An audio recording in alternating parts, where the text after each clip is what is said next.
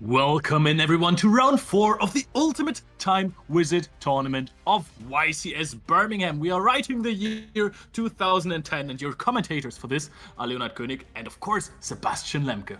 Welcome back. We have plenty of matches from this tournament recorded and we are back with another one of those. This tournament may have happened in 2025 right at YCS Birmingham, but still we're playing the cards that were only allowed in 2010. And we have another exciting deck because the players really are surprising us with all kind of different strategies throughout this tournament. And this time we're going to see dragons. And I mean, I gotta say, dragons basically always have been a powerhouse at Yu-Gi-Oh, right? Like whatever year you look at, even nowadays Yu-Gi-Oh, there's always going to be some dragon deck around, and the same of course also applies for the Time Wizard April 2010 format. But this very take of the dragon deck that we see here from our player is quite interesting because we see him playing a lot of trap cards, which I did not think was usually the case for the dragon strategy, but let's see how it works out for them here. Yeah, I agree, because especially when you're looking at a heavy light and darkness dragon based strategy, then you wouldn't want to have too many traps on the field, because upon the leaving of the field of light and darkness dragons, it's just gonna all get destroyed and you summon back a dragon from the graveyard. But this deck is of course very well known for the most powerful future fusion. Plays Gold Sarcophagus just for that card, so you can fusion summon out a 5-headed dragon in 5 turns. With the Gold Sarcophagus together. And that's such a classic opener for any kind of frog deck. Just getting the Treeborn Frog into the graveyard already, and then... Oh, but they have the Future Fusion talking about classic starts for a deck, and we're revealing the 5-headed dragon. And that is not only super strong with 5,000 attack points, but also it requires 5 random dragon monsters, and now we can use them from our deck. Red Eyes Wyvern, twice even. There you go. Yep. That's a classic start. You want to make sure that you are definitely having the time of your life with those Red Eyes Darkness Metal Dragons that can keep coming back from the graveyard. In the end phase, you're going to be able to just summon out the Red Eyes Darkness Metal Dragon by banishing the Wyvern. We also get rid of a Totem Dragon from our deck to the graveyard, which means it's not getting rid of it. It's just going to make it accessible, rather. And let's see what the 5th dragon is. So far, I do agree. We discussed this previously. I was going to say, for sure, 2 Red Eyes Wyverns, 1 Red Eyes Darkness Metal Dragon, and a Totem Dragon, and maybe another Red Eyes Wyvern, because we're also playing Light and Darkness Dragon, which can't be special summoned, and Koaki Myro Dragon, which doesn't do too much against the frog decks. So I do agree with a 3rd Red Eyes Wyvern here. And the Gold Sarcophagus as well now. Oh, and looks like we're going to banish Deck Devastation Virus. And honestly, this is a tendency I see so much. This card, like I would say a couple of years back, started to become a real big staple in side decks. And I feel like in the last year, more and more people just realized how strong this card is overall in the format. And therefore people started to main deck this card. And so is here our Dragon player. And we do now have another super iconic card. And honestly, Leo, what do you think about Upstart Goblin? Isn't it just a beautiful card in itself? I love it. And it's received a lot of, I want to say, shade, because people were playing sometimes 41 or 42 cards with Upstart Goblins in the deck, where you're going like, hey, your deck is just getting bigger, you are having a tougher time to get out your important cards. It's such an easy side out, and that is so valuable for a card as well, that you can just rely on siding this one out instead of the important engine cards for your strategy to have better places for your side deck. But now, Treeborn Frog returns to the field, and while it doesn't look like much, this is one of the most powerful cards of the time. Very much. And speaking of most powerful cards, Heavy Storm on 3 cards, including a Future Fusion. And that is the card you have to activate there. Solemn Judgment, making the life points discrepancy even bigger here. We were on 9,000 and now our opponent was brought down to 4,000 due to negating that Heavy Storm and the Caius to follow it up. That's so strong. The start from the Dragon player was explosive. Not gonna lie, this is equally as explosive. That's almost game. So first of all, you got rid of the Red Eyes Darkness Metal Dragon. Second of all, you did 5,000 damage already, 2,400 more to come in here. Oh, Karma Cut is now used. Oh, wow. Okay, that's very, very interesting that we're using the Karma Cut on the Caius instead of just simply chaining it to the Heavy Storm, because I think that a Caius in this situation is pressuring you a whole lot, especially if you paid for the Solemn Judgment. So I think I would have at least contemplated to just chain it to the Treeborn Frog. I agree. Just permanently getting rid of the Treeborn Frog seems like something you want to do, especially when like half of your deck revolves around summoning out Light and Darkness Dragon, and therefore that Treeborn Frog in the standby phase will just keep on activating if you have Light and Darkness Dragon on the field, and that is going to be a problem, which you may as well just consistently and permanently take care of with that Karma card. But no, we just decided to banish Vikaios, which then, how the game state developed, is even more interesting, honestly, if you ask me, because that Kaios is definitely not a Karma card target you usually want to take, right? Because it has done its trick already, it has banished the monster, and now you're banishing it just to protect your life points, which really is not a great situation for our Dragon player here. You want to banish the Treeborn Frog from the field, especially when there is another one in the graveyard. Now you have also revealed that you are on Karma Cut, so your opponent is very happy to play around it by not having two in-game at the same time. And you have 3,000 life points, and you're... Oh yes, you can summon out the Light and Darkness Dragon, of course, for only one tribute when it's Totem Dragon.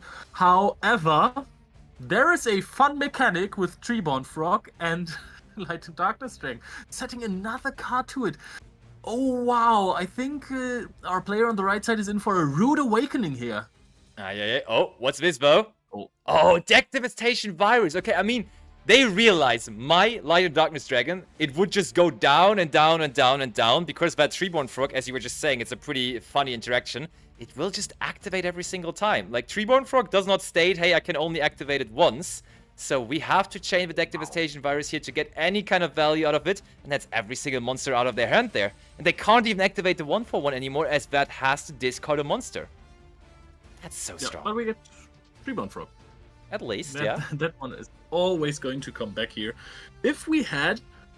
I mean, this is very important to have a 100 defense point monster on the field, because next round, you know what you're going to see. You're going to see the 5-headed dragon. Oh, so true. that would be 5,000 damage to the face. I almost forgot that will still come out. True. Yeah, and Future Fusion doesn't special summon the monsters, it fusion summons them, right? So you can summon it back with Red Eyes Wyvern. Ah, no, it's not a Red Eyes card. So there is limitations to this card, okay. Oh, we're just passing, and now the 5-headed dragon enters the field. I've seen this deck a couple of times, but I've never seen this card summoned. Same, actually. Very much. That is so cool. Like, look at this iconic card. So many stars, so many attack points. We get back the Deck Devastation Virus now as well, which is kind of pointless because we already resolved one, but still. Oh, we go Upstart into Upstart. Every single Upstart Goblin in the deck now activated, bringing the Frog Hero player back up over his initial starting life points, now at 8,200. And he would have just loved any normal summon so much to deal 5,000 damage to the face. That would have been absolutely crucial. Is there really a point in attacking over the Treeborn Frog? Not really, no. We put it into the graveyard, but it will not be there for long. Ooh. Oh. The Malicious Edge is also an interesting pickup. It's certainly better than any Frog card or a Battle Fader. True. But there's also like a Treeborn Frog. And I think in this... Oh, we are going to trap Dust Shoot here now. And the Malicious Edge just goes back into the deck. Doesn't even bother showing the hand because his opponent knows it already from the Deck Devastation Virus. Treeborn Frog, however, is going to return. No Called by the Grave in the game yet. Very much not. But it's funny to see, like, you have that one incredibly powerful monster, like one of the highest attack points monster within the game even, which is the 5-headed dragon there. And then that Treeborn Frog actually strong enough to withstand it now for the second turn in a row, protecting the life points of our Frog Hero player. Oh, now Red Eyes Wyvern though brings back... Okay, yeah, that makes sense. We could have done that last turn, actually. A turn ago, yeah. I was just about to say that, because now... You actually also play around Torrential Tribute. Oh, okay. I thought he was just gonna activate this immediately, but that wouldn't make too much sense.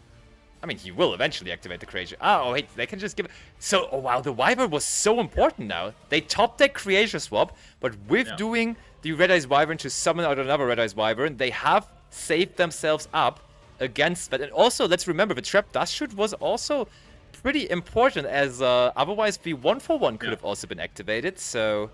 This is really, really tough. One thing, though, that is going to become a little bit of a dangerous proposition. We know there is Needle Sealing in the hand of the Frog Hero player. We all saw it being revealed off of Deck Devastation Virus. And then again by Trap Dust Shoot. So, another monster onto the field would be devastating. Yep, but I mean, we can control the field at this point pretty easily so far. So you just attack with the Wyvern over Treeborn Frog and then 5,000 in the face, which is pretty nice. Or we're just passing on the Treeborn Frog again. This is... another Totem Dragon. Can we do something with that possibly? You can't set the monster or you can't summon it. That would be just way too risky. I think at this point your win condition is just to attack with a 5-headed dragon. He's doing it though!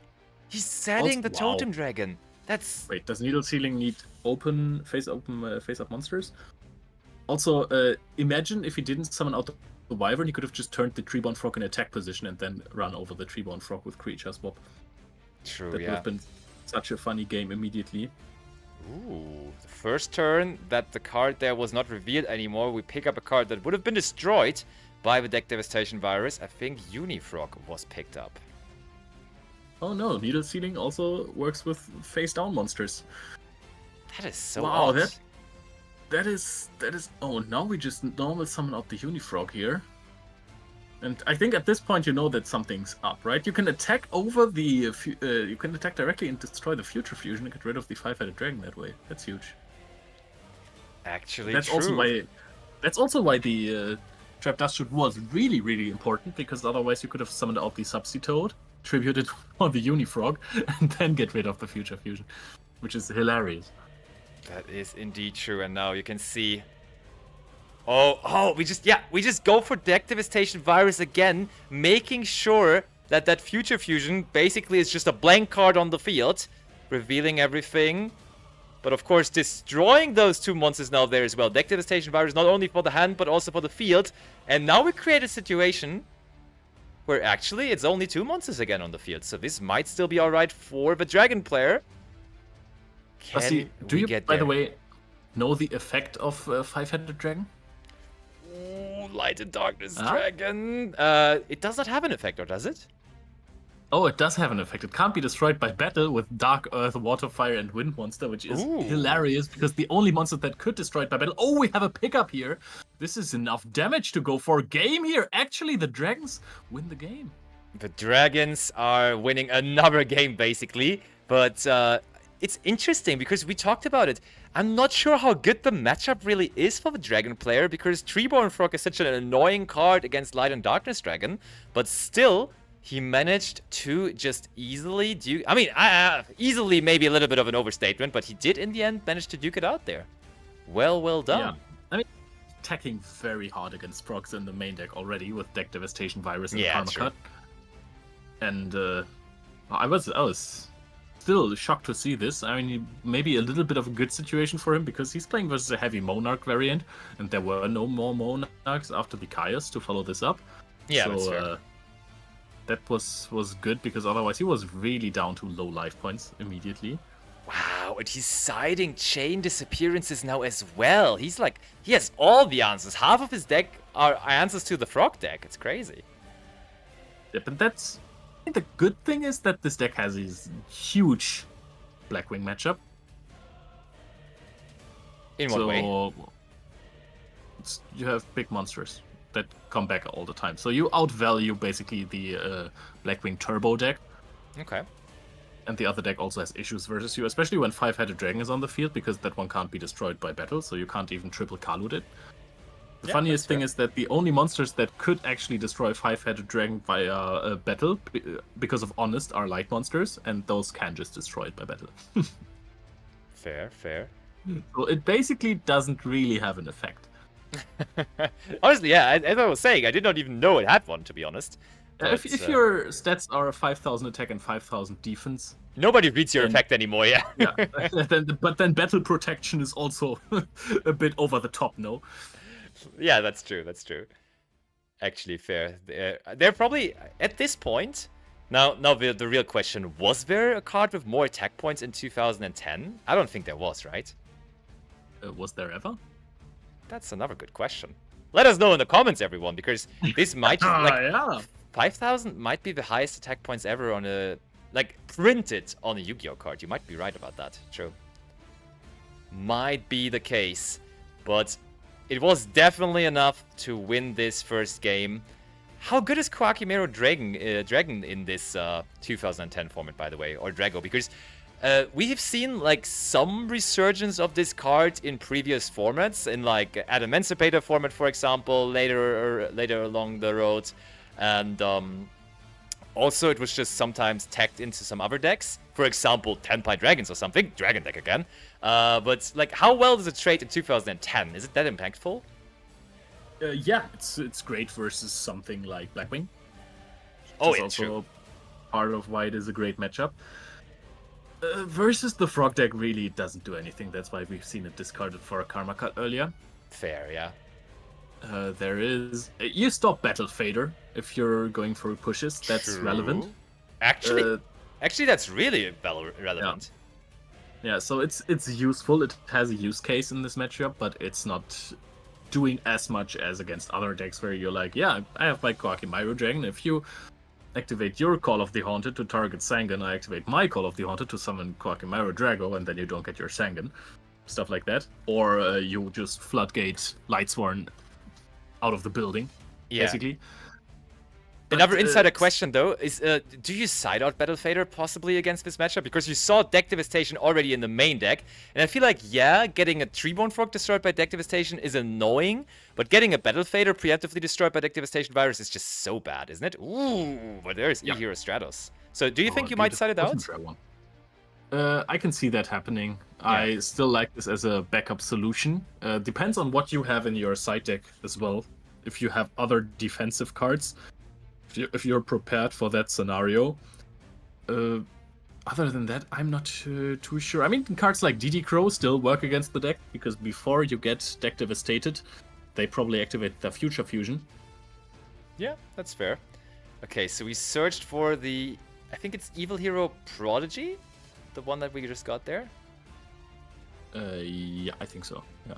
And that's the one that can just... this card, by the way. Ooh, Quackimero Drago just itches it out with the Stratos because it has 100 more attack points. Infernal Prodigy. Oh, that's the one, exactly. Yeah, and that is also floodgated by Quackimero Drago. True. So that's funny. I don't know whether the Frog Hero player thinks it's too funny, but sure. Yeah, I think right now he's just like, this card is so bad against me. Why did my opponent not side it out? Oh, but it gets the Raigeki break out of it, and we do discard the Evil Hero for it. Wow, so that Quackimero Drago did the job, honestly. It traded with 2 cards instead of only 1. Yeah, that's not a good discard here. But I mean, the Stratos just gave up a little bit of advantage. And now that's also very nice play of the Dragon Player. I don't know if he had anything to play with, but just giving them nothing to get rid of on the field is quite nice, especially if your opponent didn't start with the Frog engine. However, I think we just started to pick up the Substitute. Also, I really like this. Before committing into your possible Frog plays, you have Kaios in hand. You attack with Stratos, see if there's a Gortz. If there is a Gortz, banish it. Very, very smart. Of course, the players playing this event are not playing the 2010 format for the first time. I think that rarely happens. Usually people playing in those Ultimate Time Wizard events at the YCSs, they sometimes even come only for that event. Some people travel just for the Ultimate Time Wizard tournaments, or they are dedicated Time Wizard players alongside the current format, where they just play this a lot for fun at home. So I feel like most of the people that we're going to see throughout this tournament are probably either already playing in 2010, or they have just still spent quite some time in the game. Okay, and now we bring out Deep Frog there. Yep. I think we have the other one in hand. Ooh. Which... that's annoying. Is there a way to play with Swap Frog to end up tributing your... Yeah, there has to be a way. If you have the other Deep Frog in hand, you just don't cycle through your other Swap Frog. You instead summon out Deep Frog and then tribute your Substitute to summon out your Swap Frog, and then bounce Swap Frog back to hand to normal summon out your Deep Frog from hand, so you do block your opponent still. Yeah, that sounds reasonable, sounds good. Yeah. But now we have all the frogs in the graveyard, and this is so nice if you're not getting deck devastated. Most of the cards in your deck that get hit by Deck Devastation Virus. Ooh, just a set monster. Oh. And I mean, you said it last turn, he did well in not committing anything to the field, but now the problem is like any kind of Monarch, Raiza, Kaios, all of them, and there is the Raiza, works so well against just a set monster. Bye-bye, but you will have to draw it again next turn. And that's the absolute worst. This is why Ryza is such a strong monarch, probably the second best after Kaios, because if your opponent doesn't have good plays and you just steal their next draw phase from them, ay caramba, that's almost impossible to come back from. Ay caramba indeed, but please don't forget my boy Mobius. Mobius is also so good. I love myself some Mobius. But I do understand. But of course, Mobius is more specific, and there's Kaios now as well. They have them both, and they have the game as well. We have an equalizer. We have the Frogs fighting back against the Dragons here. Yeah, Ryza doing what Ryza does best. Sounds like almost like a perfect circle here, that if your opponent has a bad card on their deck and you put it back. This was a very cool combination of cards that was used also around 2008, might have been 2007 actually, where people called it a perfect circle when you used Phoenix Wing Wind Blast to put a card on top of your opponent's deck and swing for some damage, and next turn when they set the card again, you just summon out Ryza and put it back to the deck, and your opponent basically is not allowed to play with all of the cards in their deck except for the one that they have drawn, and you're trying to just deal enough damage before they actually get into their engines. That is a very, very, very tough game to play when you're just basically playing a game of Yu-Gi-Oh! With only like 6 cards ever in your deck. Because you keep on getting the same card over and over. Yep, and you just... you have to have the outs immediately, right? This feels like Mystic Mine almost. You have to have like a Smashing Ground or a card that just deals with the Ryza so that your opponent doesn't pressure you too much. Yep, that's true.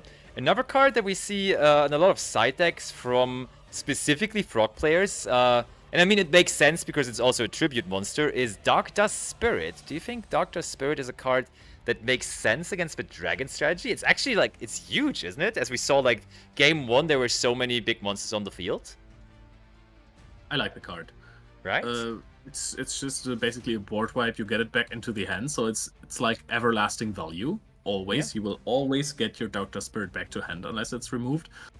So when you're seeing that your opponent is having a strategy that upon a wiped field, they just wait until their end phase to get the recursion, to use the Wyvern to summon out the Red Eyes Darkness Metal Dragon. And then you're just going to pop it again next turn. You leave your field empty because Dark Dust Spirit returns to your hand, but that doesn't matter to you because they just need to wait until the end phase again to do something.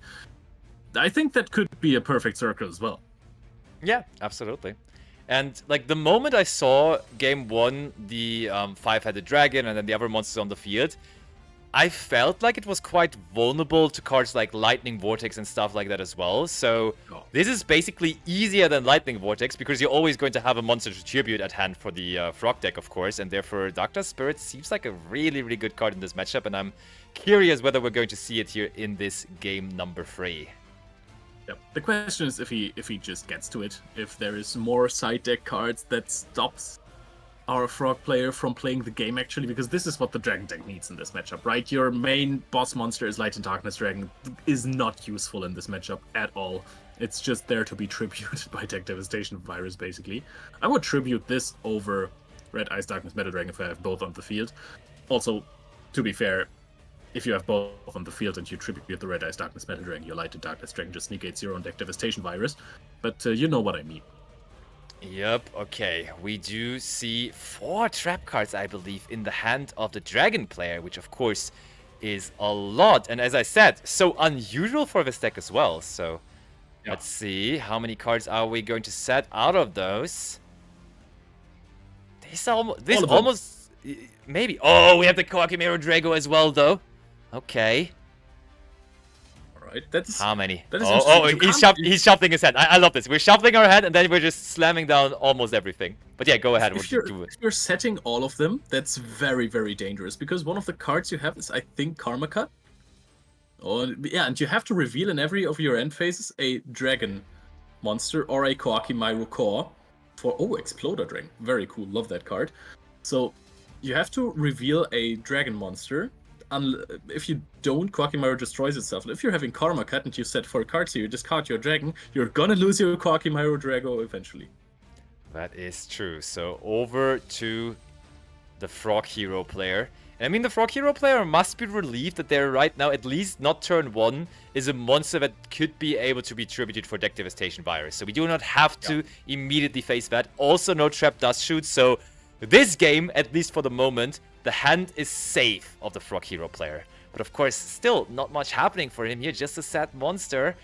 And I think our Dragon player, after all those trap cards, may have picked up another monster here. But first of all, we go into the battle phase. Treeborn Frog into the graveyard. That was one of the better ones you could see there.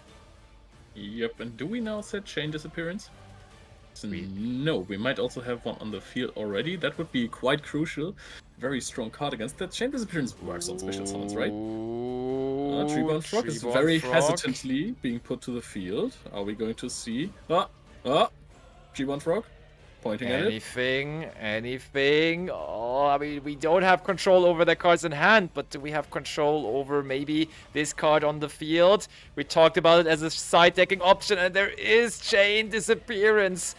Oh, the hero frog player scratching his hat because obviously no Treeborn Frogs at all for the rest of the game, as this is not only taking care of this Treeborn Frog, but look at this, he has to go for his own deck as well, and he has to banish the other copies of it as well. That's miserable. If you have an enemy controller, now is the time, but apparently that's not the case. We get rid of the Treeborn Frog. We have Soul Exchange in hand. Soul Exchange has more uses in that deck other than just tributing stuff for Monarchs. You can also tribute stuff for Substitute and buy some time. Ooh, that is something some people might not even be aware of, so it's good that you mentioned it, because I think Soul Exchange always immediately just gets associated with tribute summoning, as this really was like the primary use of it. Oh, look at that, Soul Exchange. That's so good. I mean, dude, like if you have Solemn Judgment, and I think we do have Solemn Judgment, it's definitely worth considering, isn't it? Is it? I mean, oh wait, we drew other monsters, so maybe it's not as valuable anymore. Yeah, it's probably fine. I think the Quackimaro Drago doesn't do too much in that matchup. You don't need to Solemn Judgment this. Now we go for the Substitute. A Solemn Judgment on this one would be huge. I could discuss this. I would like this. I like it as well, and we do decide to do it Solemn Judgment on what seems to be an odd choice, but here it is basically trading 2 for 1, as I do not think that we can tribute this Quackimaro Drago anymore, but there is now the 1 for 1, and it's just going to lead to another substitute there. Oh my, that's so good. You played the game and you lost the mini game here. Substitute, of course, immediately upon summon can tribute the Quackimaro Drago for priority, because back in 2010, when you had effects of monsters, you could just use them basically as a quick effect upon their summon as player priority. Worked a little different back then. That's true. Times were different. Times have changed, and now we bring out the Swap Frog. Swap Frog sends the substitute to the graveyard. And honestly, I kept on saying that also for the coverage of the Time Wizard tournament from YCS Bologna. But I love those tempo switches, right? It's just going back and forth so often. We're seeing so many game freeze. It's just the format back in the day, and also the way it is played nowadays, it's so enjoyable. Like, this is really, really a showcase of great Yu-Gi-Oh! Not gonna lie. Yep, and now I wanna... we can't attack you, we activated Soul Exchange. True. I think the players realize that. Yes. Yeah, that's the downside of the card, of course. You can't use the tempo you're gaining from tributing a monster of your opponent to attack for damage, and I think it's a very good balancing on the card. Yeah, I agree. Dupe Frog to the field now. Do we get out another Dupe Frog here, possibly? Or is it just going to be Substitute and Dupe Frog again? Honestly, this is hilarious to me. I think at this point we're just playing one Dupe Frog. That's what it looks like to me, at least. This is hilarious, because Chain Disappearance on Treeborn feels like when you activated Ghost Reaper and Winter Cherries on Dante the Pilgrim of the Burning Abyss or Tearlament's Kid Kalos, and you always end up losing those games. I don't know how, but every time you resolve cherries, you lose. I think that's kind of an unwritten rule. Even though you make your opponent's deck so much worse, but your deck just doesn't give you the option to win that anymore. And it also looks like now you took away the main part of the strategy, but your own deck doesn't work anymore because you just draw badly. So That is sadly the case right now. I think we have picked up a dragon that we haven't seen in the previous 2 games yet. I think Masked Dragon was picked up, which at least could be a good way to protect ourselves by setting it. Problem of that, of course, though, is the opponent's deck is just known to deal with monsters without attacking them. Yeah. It's just known to just get rid of monsters easily by using one of our Monarchs, and therefore, yes, I think you do want to set it, which might be what we're doing here, but it's... Oh, wait. Oh, true. Exploder Dragon also still on the hand, of course.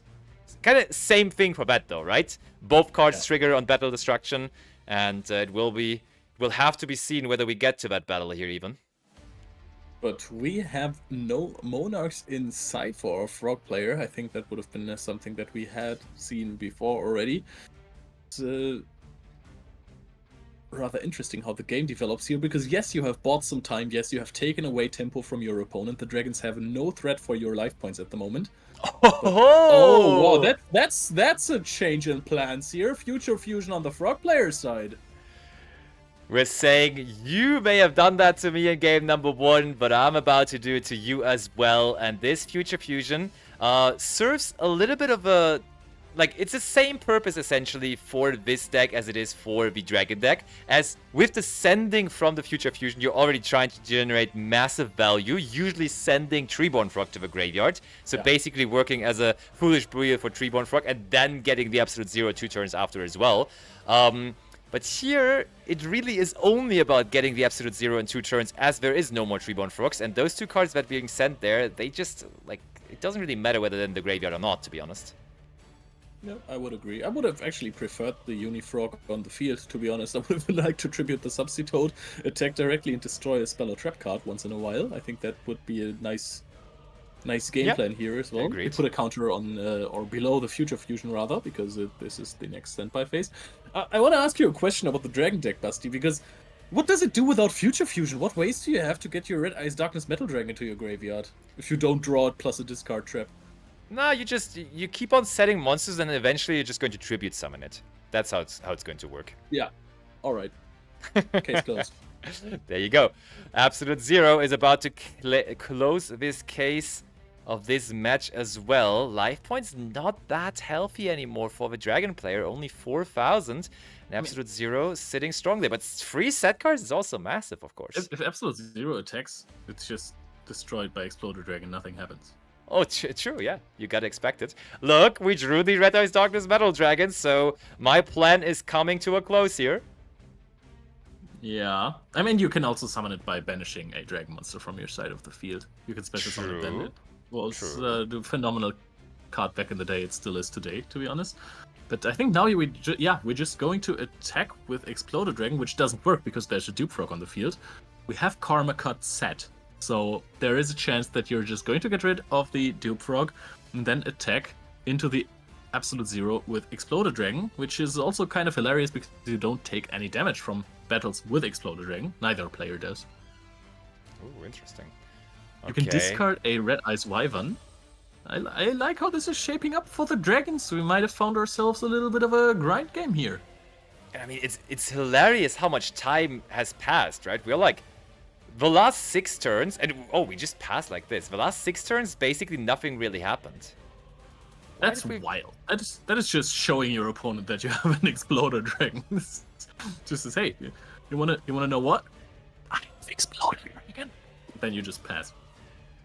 What could be the reason for this? I mean, maybe he went into the battle phase and then just like the players communicated and they explained, you cannot actually attack into my Absolute Zero right now because Dupe Frog says you have to attack it. But this just looked a little weird there, and ooh, they picked up Gold Sarcophagus now, though. This is not Future Fusion yet. It may be Future Fusion in 2 turns, though. That's the slowest Future Fusion of all time. Yeah. Karma Cut, I don't even know if you have 5 dragons in the deck at this point, because you have them all in your hand. Karma Cut needs to discard a monster, right? That was the big downside of the card, when people were considering it in Burning Abyss options back in the day. I remember that people were playing Karma Cut and Phoenix Wing Wind Blast. Yeah. And Karma Cut just had the issue that you discard a monster. Was it by card effect? Or cost?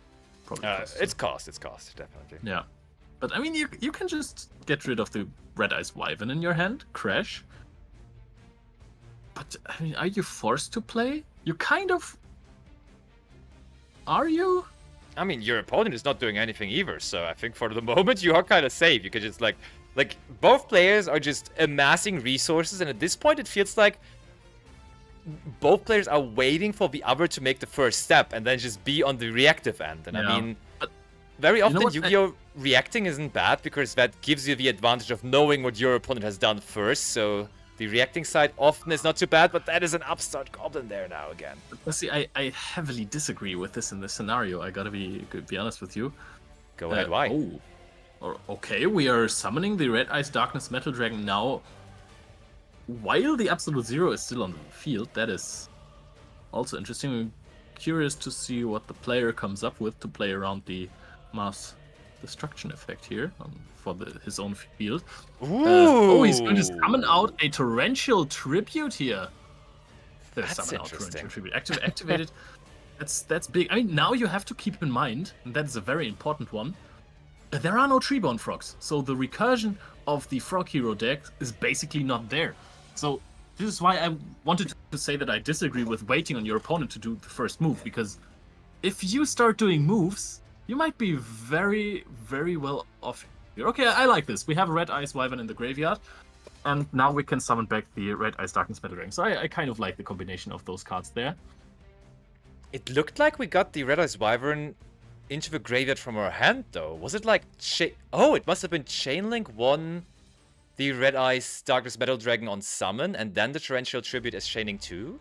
Is that possible? But then the Red Ice Wyvern would be on the field still, right? Yeah. I'm curious. Because, like, the Red Ice Wyvern definitely was in the hand before.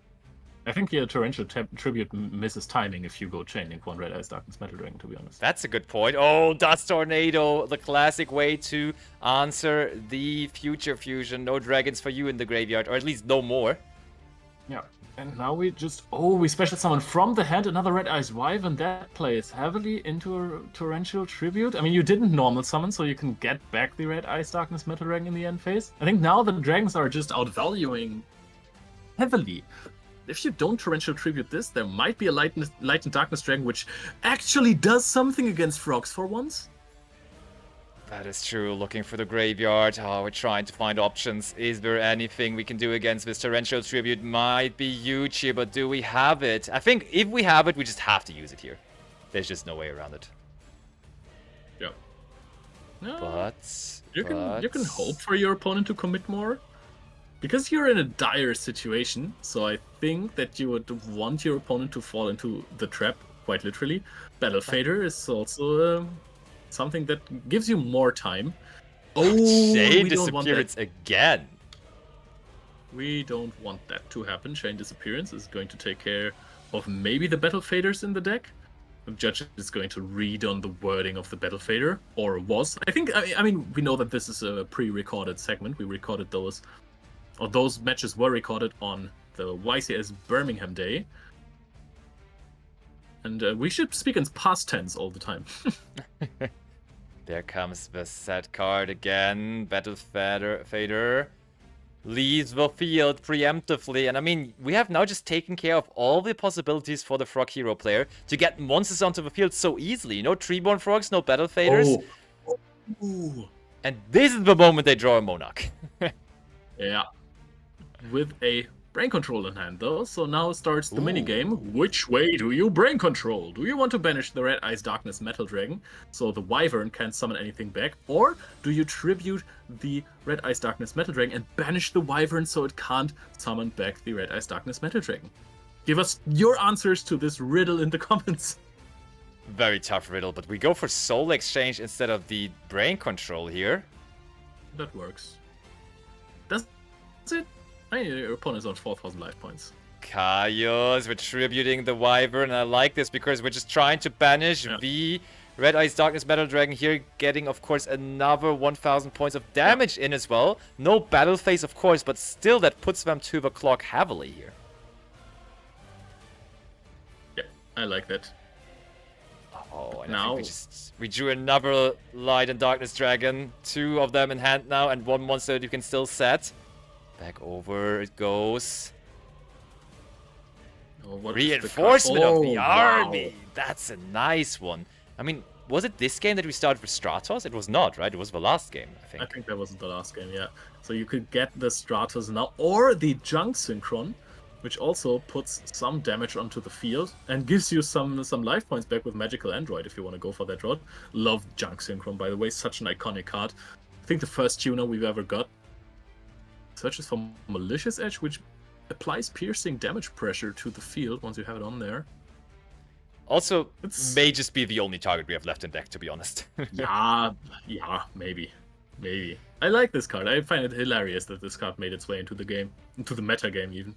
Ooh, Mystical Space Typhoon. That is Karma card, which deals with, I guess, the Kaios. Yeah, bye-bye, Kaios. Yeah, honestly, activating Mystical Space Typhoon is probably better if you do it before you commit your entire hand to your field. Attack with the Stratos. What is it? It's a Mars Dragon. True, we still knew about that one. I mean, not the Frog Hero player, but we saw it earlier on, and that is the Totem Dragon. The Totem Dragon, of course, works perfectly with the remaining Light and Darkness Dragon in the hand. Is there a way to victory here all of a sudden for the Dragon player again? This is intense and insane here. There's a massive amount of life points that he has to go through, though. But if there is one card in the game that helps you going through those, it is Light and Darkness Dragon, especially if Treeborn Frog is not an issue here. There is a way to get rid of the Light and Darkness Dragon, because it can... Okay, we Torrential Tribute this, because it can only react once per chain, so it is mandatory to activate the effect and reduce the attack and defense by 500, but it can only react once per chain. So if you activate Mystical Space Typhoon, it negates that, and then you can chain, for example, a Book of Moon to put it face down and get rid of it that way. Ooh, Mars Dragon as well now. We're activating Gorse. Yeah, that's very nice because you know it's going to get negated, won't get destroyed, and you're taking 500 damage less from the Light and Darkness Dragon. You can just activate it again. That's true, so we will have to activate it again here. And I mean, you said it's a massive amount of life points, but he has dropped massively already here, only down to 6,300.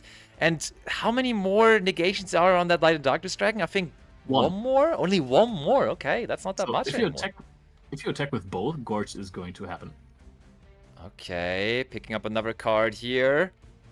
Of course, not activating anything. Getting the damage through on the Mars Dragon. Now the Gorse, and it will, of course, be negated again. But now, if we want to attack... Like, do we even attack here? No, we don't, of course.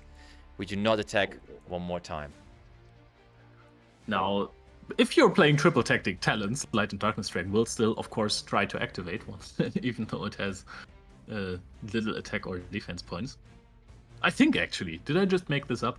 No, that's true, that's true. That's the same with the fusion version of the monster nowadays. It will always still try to activate, even though there's no attack and defense points to lose. Brain control now. Paying further life points, of course.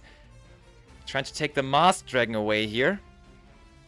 Brain control to Major Tom. Mars Dragon is going to which sides here? And do we have a Monarch that might get rid of the Light and Darkness Dragon? A crazy good solution would be Ryza.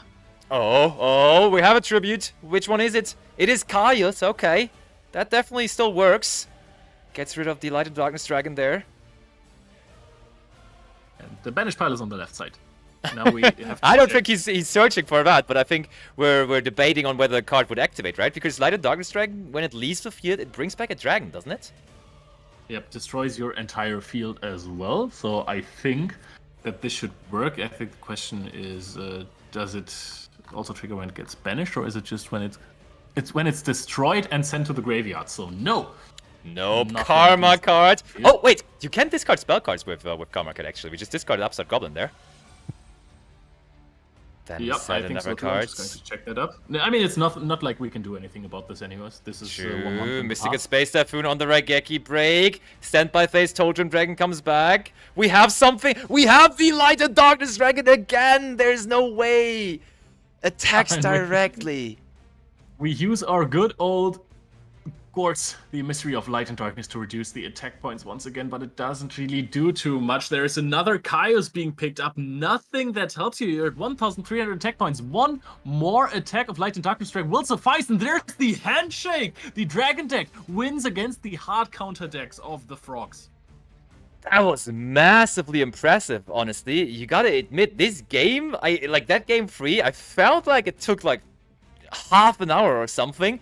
And like after every 5 minutes, we could ask ourselves again, like, who would win here? This is actually insane. This is Time Wizard April 2010 format. This is why it is so exciting. I cannot wait to present you more rounds from this tournament, so definitely make sure to check out the other rounds of this tournament, as this has plenty more of them to come. Yeah, thanks for listening to this round, and we will be back with another round very shortly.